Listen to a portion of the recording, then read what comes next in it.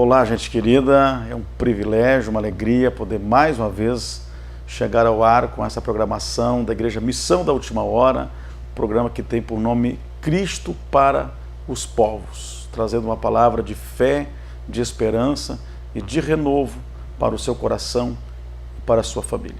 Nós estamos neste programa que vem ao ar semanalmente e você pode 24 horas acessar pelo canal 23 da TVN, também pelo canal 6 da NET, e o nosso site é missãocristã.tv, e você pode ter acesso a essa programação da Missão da Última Hora, que tem a sua sede em Novo Hamburgo, na Rua Taubaté 363, no bairro São Jorge. Ali está a nossa sede, já há 27 anos que ela está ali construída, e nossos cultos são nas terças-feiras, às 20 horas, nosso culto de ensinamento, de intercessão, e nas quintas-feiras nós temos um grande culto da vitória, e aos sábados nosso culto da juventude, e domingo nosso culto da família. Então você é o nosso convidado a estar ali com a gente, nós estamos ali com a mão estendida para orar por você, para lhe ajudar, lhe trazer uma palavra de Deus para o seu coração. Você é muito bem-vindo na Igreja Missão da Última Hora. Fique ligadinho na programação. Cristo para os Povos tem uma mensagem para a sua vida.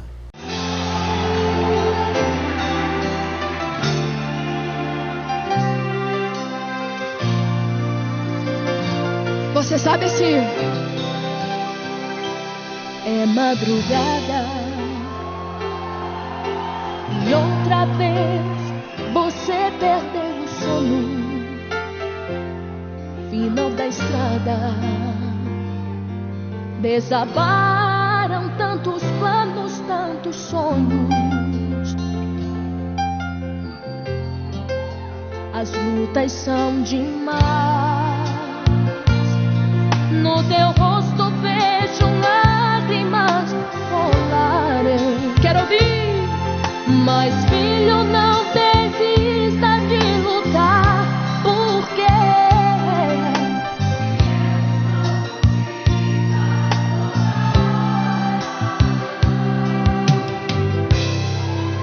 eu sempre te amei. Meus amados, eu quero trazer uma palavra muito especial, muito profunda para a sua vida e para o seu coração. E o Espírito Santo ministrou ao meu coração um texto que está no livro messiânico, o livro do profeta Isaías, que mais vaticinou e mais profetizou a respeito da vinda do Messias, que nasceria cerca de 730 anos depois que Isaías exerceu o seu ministério. Ou seja, alguns estudiosos dizem que o livro do profeta Isaías é o Evangelho do Antigo Testamento. E no capítulo 22 e o versículo 22, nós vamos encontrar um texto que diz assim: E porei a chave da casa de Davi sobre o seu ombro, e abrirá e ninguém fechará, e fechará e ninguém abrirá. Interessante, me chama muitíssima atenção esse texto, é que o profeta está falando de uma chave denominada de chave de Davi. Esta chave de Davi, ela era uma chave especial, não era uma chave qualquer. Tanto que você percebe que o texto vai dizer que porei sobre o seu ombro, sobre o ombro de Eliaquim. Eliaquim no original quer dizer o enviado. E este Eliaquim era um homem muito especial no reino de Ezequias. E por que o texto está falando de colocar a chave sobre o ombro? Porque esta chave, segundo a história, ela tinha aproximadamente 1 metro de comprimento e pesava de 40 a 45 quilos. Era uma chave enorme, uma chave especial.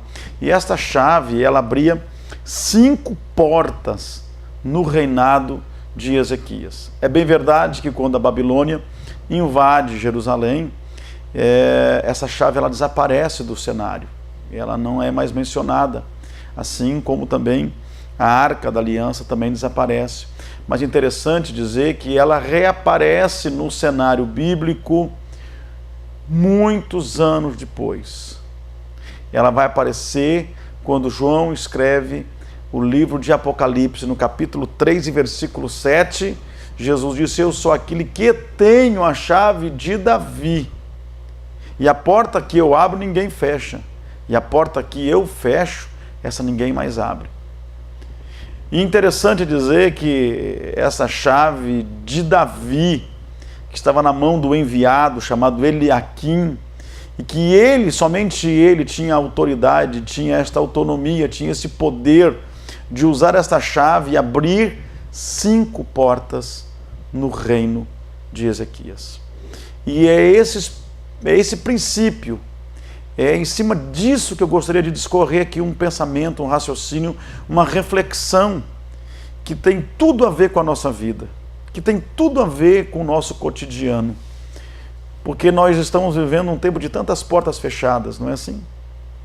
Estamos vivendo uma circunstância na sociedade que as pessoas estão batendo de porta em porta e parece que as portas estão mais do que fechadas, estão cerradas, trancadas, de uma forma que as pessoas estão em desespero. Mas o Evangelho de Cristo, a palavra de Deus, é uma palavra de portas abertas. É um Evangelho que quando chega, ele chega para transformar, e uma das coisas que o Evangelho faz na nossa vida é abrir as portas. E o primeiro princípio que eu aprendo aqui nesta palavra é que essa chave de Davi abria a porta do palácio. Quando eu aprendo que esta chave de Davi abre a porta do palácio, eu estou entendendo o princípio do reino de Deus que se abre para mim. Porque no momento em que eu aceito a Cristo Jesus, e eu passo pelo processo do novo nascimento, e esta talvez seja uma das maiores doutrinas do Novo Testamento, é o novo nascimento. Porque no novo nascimento eu sou regenerado, eu sou restaurado no meu espírito. E o meu espírito restaurado vai refletir esse novo nascimento na minha alma. E a minha alma vai refletir isso no meu corpo. Isso significa dizer que no novo nascimento, quando eu entro no reino de Deus, através do sacrifício perfeito, eterno e vicário de Cristo, eu estou de fato sendo redimido. Eu estou sendo remido. Eu estou sendo perdoado. Eu estou sendo justificado. Eu estou sendo incluído como filho. Eu estou sendo adotado. Eu passo até direito à herança. Eu tenho meus pecados apagados. Eu passo a ser propriedade de Deus. Eu passo a ser habitação do Espírito Santo. Eu fui comprado de volta. Quando eu aceito o sacrifício de Cristo, eu estou entendendo que Deus agora está me perdoando, e a inimizade que havia entre o Criador e a criatura, entre aquele que foi formado por Ele, essa inimizade é desfeita, e eu passo a ter agora acesso, porque o véu se rasgou, o véu da separação se rasgou, e agora eu posso entrar nesse reino de poder de Deus, neste reino de paz, neste reino de bênção sem medidas na minha vida, este reino de luz, este reino onde chega a saúde, onde chega a paz profunda na minha família, no meu coração. Então, quando esta porta do palácio está se abrindo, significa dizer, eu estou tendo acesso a esse reino, eu estou sendo introduzido no reino, porque Jesus não morreu só para nos salvar. Se fosse só essa situação, que já é demais, mas se fosse apenas a salvação, a gente podia ser salvo e já podia morrer, mas não. A Bíblia vai falar, e quando Paulo escreve aos Efésios, ele é muito forte nisso, ele vai dizer que, na verdade, nós fomos chamados para ser salvos, mas nós também fomos reposicionados no reino. Nós fomos levados às regiões celestiais com Cristo, ou seja, nós estamos reinando com Cristo. Nós estamos tomando a nossa posição no reino. E é neste palácio que nós entramos. É neste reino que nós entramos. Agora percebam que há uma segunda porta que esta chave de Davi abria. Era a sala do trono. Que sala do trono é essa, pastor? É a sala da audiência. É a sala onde as pessoas podiam ter acesso. As pessoas podiam ir lá se confidenciar. As pessoas iam lá levar suas demandas. E é exatamente aqui nessa sala do trono. Você percebeu?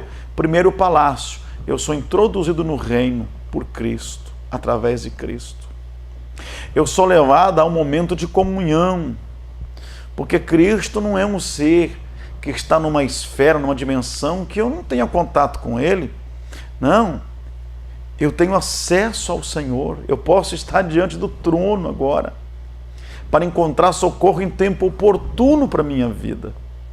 E aqui o texto vai me ensinar um segundo princípio, é que eu tendo acesso à sala do trono, eu posso estar tal qual esteve um homem chamado na Bíblia de Mefibosete. E Mefibosete, ele vinha de uma linhagem real. Aqueles que antecederam a monarquia, a família que antecedeu Davi, era Saul. E esse Mefibosete, ele era neto desse rei que morreu, que perdeu o reinado. Ele era filho de um dos maiores amigos de Davi, de Jonatas. Mas esse moço, nessas transições da monarquia, ele acaba indo para uma terra muito distante chamada Lodebar. E lá ele vai viver a sua infância, lá ele vai viver a sua mocidade, lá ele vai se tornar um pai de família, e lá ele vai ficar durante muitos anos vivendo o mais profundo anonimato. Lodebar significa terra sem pasto, ou seja, lugar sem perspectiva, lugar da terra seca, lugar do deserto. Mas chega um momento em que Davi está no auge do seu império. Ele está batendo, vamos dizer assim, todos os índices de popularidade na nação. Havia demarcado os territórios, havia conquistado o respeito das nações vizinhas. Mas agora sabe o que Davi faz? Davi se lembra de quem ajudou ele no começo. E ele então, numa das suas reuniões, pergunta: existe alguém da casa de Saul para com quem eu posso dar de bondade? E aí teve um servo lá, chamado Ziba, que lembrou e disse: sim, existe um chamado Mefibosete, mas ele está em Lodebar. E ele é aleijado dos 2 pés, porque quando tinha 5 anos, o seu pai e o seu avô morreram no mesmo dia, a sua ama, sua babá, correndo com ele, tropeça, e ele quebra os 2 pés e fica aleijado. E agora, depois de muitos anos, a comissão do rei vai até a terra seca, vai até Lodebar, e busca esse moço, esse homem, e leva para o palácio, e entra na sala do trono. E nessa sala do trono, Davi libera 4 palavras que mudam a sua história. É diante do trono que a nossa vida é transformada. Davi disse: não temas, eu vou arrancar os teus temores. Segundo, ele disse: eu vou usar de bondade para contigo. E que coisa boa quando a gente é alvo da bondade de Deus. A terceira coisa, ele disse: eu vou restituir todos os bens que eram do teu pai, do teu avô, e que os oportunistas tomaram, pois eu vou providenciar que você seja restituído dos teus bens. E por último, ele disse: tu nunca mais voltarás a Lodebar. A partir de hoje, tu comerás pão à minha mesa todos os dias. E isso tudo há um simbolismo extraordinário que daria um outro programa.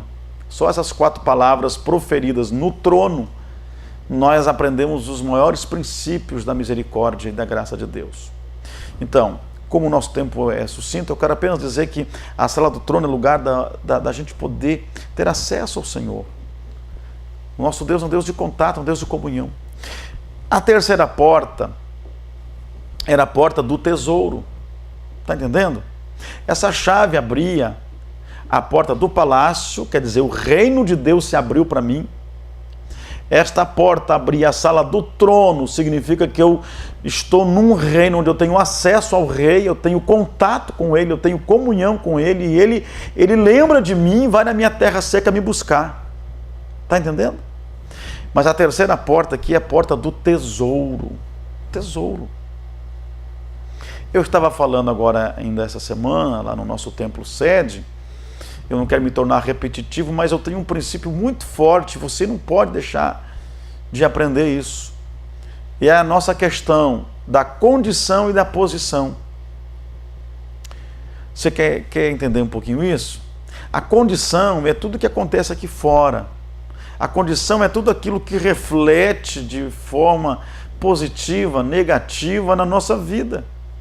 E a gente tem um instinto natural de reagir, de viver, de trabalhar conforme a condição que está ao nosso redor. Agora, a gente tem que entender que não é a condição que nos move, mas sim a posição em que nós estamos.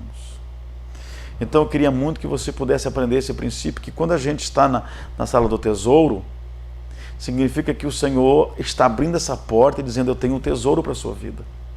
Mas o apóstolo São Paulo, na sua segunda carta aos Coríntios, capítulo 4, versículos 7, 8 e 9, ele vai dizer que esse tesouro ele foi colocado em vaso de barro. É a nossa estrutura. O vaso é de barro, mas aqui dentro há um tesouro. Aqui dentro de nós há o reino de Deus. O reino de Deus está dentro de vós, disse o Senhor. Então, quando Paulo vai escrever a sua segunda carta aos Coríntios, eu gostaria só de fazer uma menção rapidinho aqui, ó. Ele diz assim, ó: em tudo nós somos atribulados. Atribulado é a condição nossa. Não vivemos uma tribulação? Os nossos dias, nossas semanas não parecem sobrecarregados de tribulação, porque essa é a condição a qual nós somos expostos todos os dias. Agora, observe que Paulo vai dizer atribulados. Mas então qual é a minha posição nesse reino, pastor? Qual é a minha posição? A minha posição é que eu posso estar aqui fora atribulado, mas aqui dentro eu não estou angustiado. Eu não estou angustiado. Depois ele vai dizer mais assim, ó: aqui fora estamos perplexos. Quantas coisas nos deixam perplexos no dia a dia.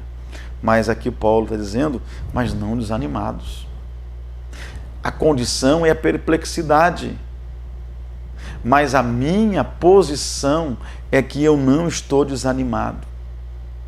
Paulo vai mais avante e vai dizer assim no versículo 9, perseguidos, ó, essa é a condição, perseguidos, incompreendidos, abandonados, esquecidos, não é assim? Um mundo egoísta. Agora Paulo vai dizer que se a condição é de perseguido, a minha posição é que eu não estou desamparado. Esta é a minha posição. Ele vai dizer mais, abatidos, essa é a minha condição, abatidos. Quantas coisas nos abatem no dia a dia. Mas quando você descobre a sua posição, ele diz, mas não destruídos. É o texto que está dizendo isso. Então ele vai justamente me ensinar isso, que Deus colocou esse tesouro em vaso de barro, para que a excelência seja dele, porque a glória é dele, a honra é dele, o poder é dele, o louvor é dele, a majestade é dele, a soberania é dele, a palavra é dele, o Espírito é dele, a igreja é dele, nós somos dele, tudo a ele e para ele. Então, atribulados, mas não angustiados, perplexos, mas não desanimados, perseguidos, mas não desamparados, abatidos, mas não destruídos. Esse é um dos segredos do tesouro. E eu quero te dizer que Deus, eu não sou pregador de uma prosperidade inconsequente, não. Não sou pregador da chave de carro, chave de apartamento. Se Deus te der, amém, eu sei que Ele dá. Eu sei, eu estou cercado de pessoas que provam essa prosperidade na vida. Mas eu creio numa prosperidade que ela é consequência, ela é resultado de trabalho, de organização e de fidelidade. Quando você desobedece uma dessas regras, tenha certeza que você não vai alcançar a verdadeira prosperidade de Deus para a sua vida. Mas eu quero te dizer que Deuteronômio 27 e o versículo de 28, na verdade, e o versículo 7 em diante vai dizer assim, ó: o Senhor entregará os teus inimigos que se levantarem contra ti, feridos diante de ti. Por um caminho sairão contra ti, mas por 7 caminhos fugirão de ti. O Senhor mandará que a bênção esteja contigo nos teus celeiros, em tudo que puser a tua mão, e te abençoará na terra que te der o Senhor. E aí o Senhor vai falando aqui que Ele tem tesouros para nós. Ele vai falando e vai dizer assim: o Senhor te abrirá o bom tesouro, o céu, para dar chuva à tua terra, no seu tempo, para abençoar a obra das tuas mãos. O Senhor te porá por cabeça e não por cauda. Tu emprestarás e não tomarás emprestado. Deus tem tesouros em todas as áreas da nossa vida. Eu preciso dizer a você que há uma outra porta que essa chave Davi abria. Era a chave da porta da fortaleza. Que porta é essa, pastor? Era a porta onde o rei tinha armas, tinha o seu arsenal, tinha ali tudo aquilo que ele podia aparelhar o seu exército para a guerra. Eu quero te dizer que a nossa guerra não é contra a carne, não é contra o sangue. A nossa guerra é contra um mundo espiritual que guerreia todos os dias contra nós. E eu digo mais, este mundo físico é reflexo de um mundo espiritual. Não vamos espiritualizar tudo. Não vamos querer relativizar também tudo. Mas vamos ter uma palavra de comando aqui: equilíbrio. Existe um mundo espiritual tanto quanto existe um mundo físico. E nós temos que saber guerrear. Quando Davi foi vencer o gigante, a Bíblia diz que na frente do gigante tinha um escudeiro. E qual era o papel desse escudeiro? O papel desse escudeiro era justamente tirar a força do oponente, distrair o oponente, fazer com que houvesse um embate inicial não contra o gigante, mas contra o escudeiro. Então a Bíblia diz que Davi não mirou no escudeiro, mirou no gigante. Porque o gigante usava uma estratégia. Mandava um escudeiro na frente, sugava toda a força do seu oponente, distraía, desconcentrava, e depois ele só chegava e pisava em cima. Então às vezes você está guerreando contra as coisas erradas. Você está contra o escudeiro. Você tem que saber quem está atrás do escudeiro. Tá certo? Isso é um princípio muito tremendo. Então, eu queria que você entendesse que Deus tem armas espirituais para capacitar você para vencer. Você não pode vencer um contexto espiritual de forma carnal. Você tem que entrar na guerra de uma forma espiritual. Usar as armas que Deus tem, a armadura que Deus tem. Não é? O capacete da salvação, a espada do Espírito, o escudo da fé, a preparação do Evangelho.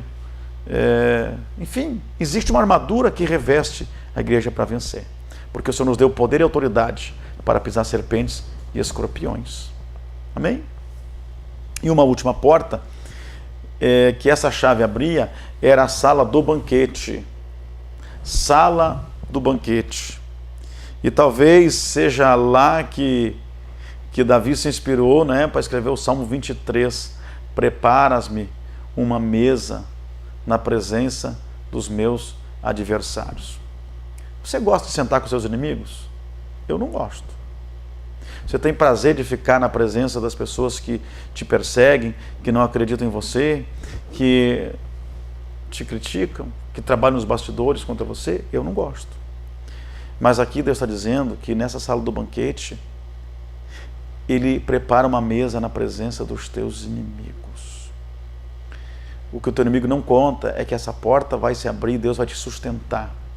Deus vai te alimentar, Deus vai te fortalecer, porque nessa sala aqui aconteciam 4 coisas tremendas e não vou poder te revelar tudo isso.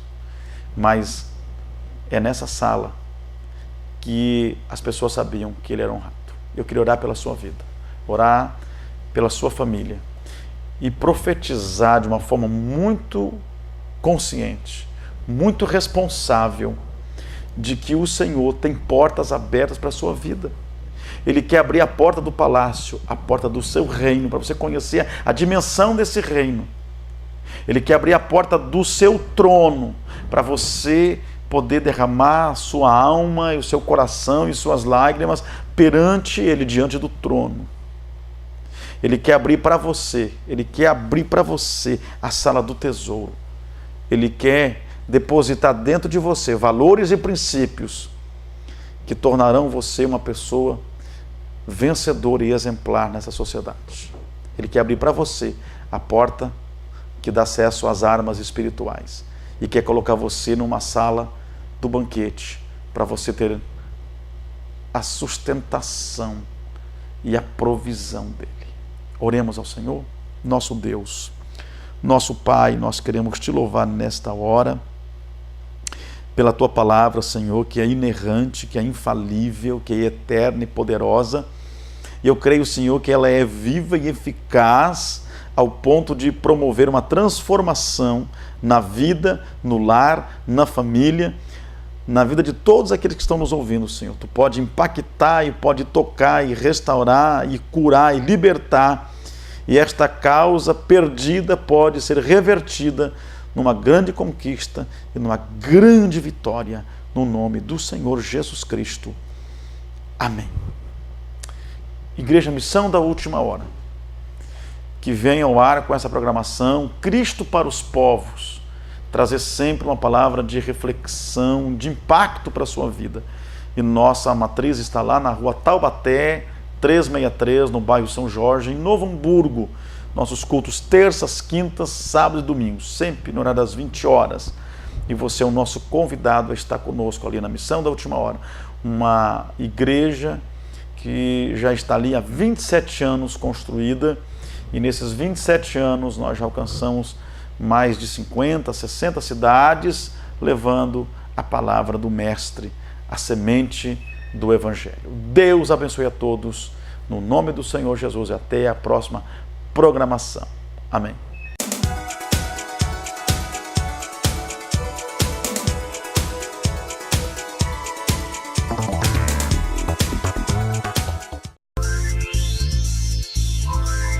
E agora chega a hora de Pátria Nova Automóveis te surpreender com lindos veículos aqui na Pedro Adams Filho, número 3905. Já começando com uma bela mercadoria, uma linda Santa Fé para você. Olha só, um veículo para consumidor exigente, totalmente completo, montadora Hyundai que dispensa comentários.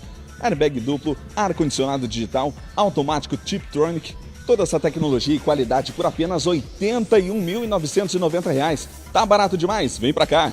E agora eu quero que vocês prestem atenção nessa maravilha que eu vou apresentar aqui da Pátria Nova Automóveis. Um lindo Veloster, um teto solar 1.6, sensacional, dá só uma olhada. O veículo já com bancos em couro, rodas em liga leve, computador de bordo, sensor de estacionamento, sensor de chuva, toda essa maravilha por apenas R$ 61.990. É só aqui na Pátria Nova. E agora outra maravilha que a Pátria Nova Automóveis te oferece, o melhor lugar para você comprar em Novo Hamburgo. Uma BMW linda demais, um alto requinte para você de casa. Olha só, uma 328i do ano de 2012 por apenas R$ 154.990. E agora, para você que quer economia na hora de comprar e na hora de passear, uma linda Palio Adventure do ano de 2013. Dá só uma olhada. Um veículo com super espaço interno, completa com motorização 1.8. É para levar já tudo isso por apenas R$ 44.990. E agora uma das ofertas especiais da loja Pátria Nova Automóveis. Olha só, um lindo Jetta para consumidor exigente. Olha só, o veículo já com bancos em couro, automático, retrovisor elétrico, rodas em liga leve, airbag duplo e muito mais. Um veículo totalmente completaço para você. Tudo isso por apenas R$ 43.990. Tá barato demais. E agora mais um veículo de alto luxo que a loja te proporciona. Olha só que lindo esse carro. Uma BMW 320i. Prestem atenção nos detalhes desse carro. Bancos em couro em bege, automática, IPVA totalmente pago, rodas em liga leve, ABS, airbag, volante multifunção e muito mais. Veículo com apenas 50 mil quilômetros rodados. Tudo isso por apenas R$ 89.990. Corre pra cá. Então você conferiu muitas ofertas que a Pátria Nova Automóveis oferece para você. Pátria Nova Automóveis, que é uma empresa cristã. Tem ao meu lado o Elton Azevedo, ele que é proprietário da empresa.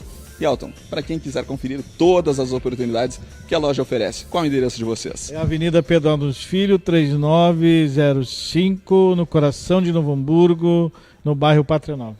Telefone para contato? É o 3594-1338. Pátria Nova Automóveis, o lugar de você realizar o seu sonho.